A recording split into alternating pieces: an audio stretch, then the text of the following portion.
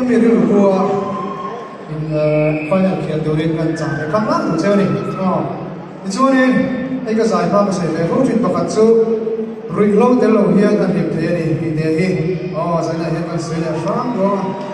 Abi cái giải này là final kia đồ thế po rồi lâu thì lâu in phim mi thì sẽ đồ đến đồ sắp các bạn châu các giải về đồ công siêu này he.